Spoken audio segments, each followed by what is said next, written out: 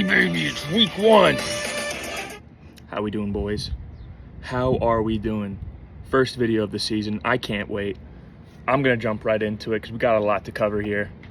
First, we're gonna start with the power rankings, and I took a lot of thought into this. It's not gonna be what ESPN maybe agrees with entirely, but there's some that are clear favorites so far. And with that, we're gonna start with number 1. I hate to say it, but pussy, you're the top dog right now. Come on. CMC, Tua, DJ, Kelsey, add a bunch of high ceiling bench guys. I just don't know who's coming for you. It's gross. Number 2, little surprise here, Nikki Baggs. Nikki Baggs coming here. The pretty new girl on the block. Hurts. 3 sick receivers. Need a lot of help from those old ass running backs, but he'll get there. I think he's number 2. Number 3, the fourth Reich, Declan. Dummy thick roster. Very bottom heavy, I'd say, but maybe the best receiver core remains to be seen. Again, same deal as Nick Moore. Your receivers are kind of, carrying your team. Your running backs are disgusting. Number 4, I have Cam. Could be higher. Outside of Brees, I think it's like bust potential all over. Is Dak him? We don't know yet, but he could be. I think all these Philly fans are going to say no. Number 5, my least favorite person in this fucking league, Zach LaBitch Tits. I'm wary of Jacobs and Connor. The duo is weird. It's like it's from time immemorial. His receivers go pretty hard, but I think it's a disappointing bench, and I think that's going to hurt him in the end. Number 6, my man, Carson. I think you should be higher. You're probably higher in the projections, but maybe I'm hating. I think Rachaad White has bust aura, and I think that's relevant in this scenario. Who's your 30-point guy? Look at that roster and tell me who's breaking out for 30 points every week. I don't see it. Number 7, kind of in the middle of the pack here, Max. You could have been so much higher. I hated the Tyreek reach. Number 2, 3, like crazy, disgusting, honestly. Worthy kind of scares me. You seem to really like young dudes in this roster. All your team is very young. It's very, well, suspect. Quinn. I wanted to like this team, but is Kirko going to bang in Atlanta? I don't see it. I do think, though, you're living and dying by the birds, which is like, that's going to either help or hurt you, Your team is very Philly-oriented. All right, number 9. I wanted to put him lower because I fucking hate an auto draft merchant that is just gonna let the picks come to him. You would see this guy come into the league and come into the draft, enters, leaves. That's Grant. I like JT. I don't know if Puka can repeat his power. I don't even know if that was your pick. 0 players, by the way, on this roster with an elite quarterback, and I think that's gonna hurt him. All right, number 10. Yours truly, last pick of the draft, kind of fucked me. I made the best of it, though. All of my receivers are boom or bust. I do not have another option. It has to be them. They have to bang. If Henry steals my TDs, Derrick Henry could ruin me. I have Lamar in every league. If he's not scoring touchdowns like he has been in the past, I'm toast. All right, number 11, my guy, Spunk. If Cliff Kingsbury does not unlock Jaden Daniels, you are fucked. McBride, huge pick. Think he's going to go off. Think he will end up tight end 3 or better. All right, number 12, Frasco. I told you this during the draft. I hate your running backs. Wide receivers are insane, but I don't know. I just don't know if I see it there, buddy. You drafted a free agent. Josh, still number 1. Was it a reach? Probably, but I get the method there. It's a hard draft to take it here. Pat, your running backs are really good. I'm a little nervy about Kyron. Your roster does not spark joy, though. Solid bench, I guess. Your roster doesn't inspire league winner, as it stands. I know you're going to trade rape your way into it eventually, but that's just where we stand now. Funari, number 14. We're nearing the end. I feel like if you know, you know. Funari, boom or bust again. Rice will eat in a bad receiver core, but Jonathan Brooks was your big pull here. If Jonathan Brooks ends up being something legit, then you're soaring up these ratings, all right? You got to remember, every little pick you make here fucking matters, and that one was a good sleeper. I told you during the draft, fuck you, don't pick my guy.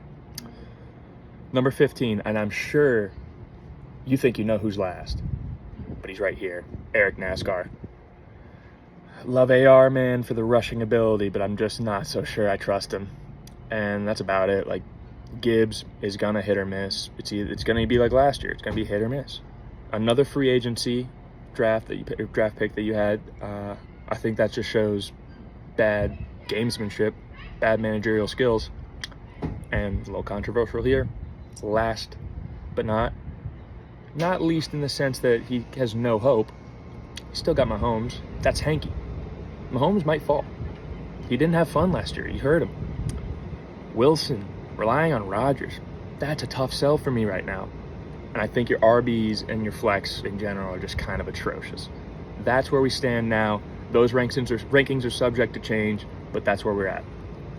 I just want to point out some other facts. My best roster, Santoro, has it all. CMC, Kelsey, Mike McDaniel's offense led to he's basically just a robot for Mike McDaniel's little coked up mind. The bench, full of boomer bust talents. I like that. I'm not sure how DJ Moore slides with Roma Dunze and Keenan Allen in the fold, but I do think he's still a top-tier receiver. Worst roster, I want to say Hankey's. He's just got question marks across the board. And unless Wilson's wide receiver 3 or better, I don't see how this team scares everybody. Sleeper, I don't even know if you can call it this, but Declan might just get so lucky and see Cooper Kupp return to the throne and return to wide receiver 1. They're better friends, him and Stafford, Kupp and Stafford. Puka, he's not going out for like steak with fucking Stafford. And I think Goff's weapons are just overpowered. So Declan, you gotta have a solid squad. These are my matchup picks for the week, and I'm gonna give a brief description. I kind of already wrote them out. I'm not gonna try to change my opinions here, but I think I beat Funari. Week one, I think I beat Funari. Dogfight. I'll pull it out. Riding the high of my Tetaroa McMillan masterclass yesterday. Took him fucking first tutty, 2 tutties, give me the loot. I think I'll continue getting lucky all this week. Declan over Quinn. Quinn only loses this matchup because of his players' new teams. Historically, running backs, it's like a death sentence once they enter a new team. And just because everyone in this league would kill a baby seal to meet Saquon Barkley does not mean that he's immune to the stats. Frasca over Zach. CD being on the exempt list doesn't mean he isn't playing, so don't check that and see that he's out. But it does mean he's farther from game shape than he needs to be. Also, Frasca somehow managed to field a starting lineup entirely playing at home this week, which I think is insane, and it's a little bit suspicious/auspicious. And I must not understand that word because that's where I think, you're going to win. Grant, I think you're going to take down Max this week. I didn't expect it, but there's a lot to like here. Burrow against the Pats. JT against a Texans D that's still allowing big numbers against the run. It just feels like Max's players have the tougher opponents this week, and I think it's a low-scoring game on both sides. I'm going to go Bags over Cam. It feels like it'll end up the highest-scoring matchup. Whoever takes the L here is probably going to have more points than 10 other teams, and it's going to be unfortunate because they'll lose. I like both teams' players in the primetime games as well, but I think the linchpin this week is going to be Sam Laporta and whether or not he can continue being excellent. I have Carson over NASCAR. Like I said, not like the biggest Anthony Richardson believer. I want to like him. He just still doesn't know how to throw an NFL spiral. If he balls out, I'll owe NASCAR a big apology, especially with those power rankings. If Gibbs doesn't drop 25, I just don't see the rest of the lineup picking up any slack.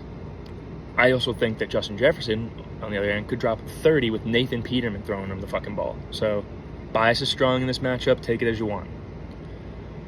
I got Hanky over Spunk. The bottom feeders right now in my power rankings. I'm not going to act like these teams spark the joy that I want them to. They just truly don't. I'm high, however, on Deontay Johnson week 1. Bias, Carolina Panthers, but he's going to ball out and he's going to have a lot of fucking touches. I'm low on Marv to take off right away, just because highly touted rookies almost always struggle in the openers. Almost all of them. Having 2 Arizona Cardinals in your starting lineup is a little questionable as well. A little bit bold, no. Pacheco, going to need a ton of goal line carries against that Baltimore front 7. T. Higgins, he's that dude, but he's still a wide receiver 2 at heart. And last year was demoralizing for me to own, so I'm not very high on him. Santoro over Pat. To be perfectly frank, Pat has some great matchups this week, like Kirk against a secondary for the Dolphins that's overpaid, overrated. I think he could eat.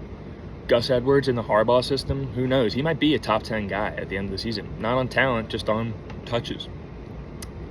It's all fine. It's all dandy until your eyes dart onto the other side of the matchup board and you see this year's Goliath, Santoro. Slimy Los.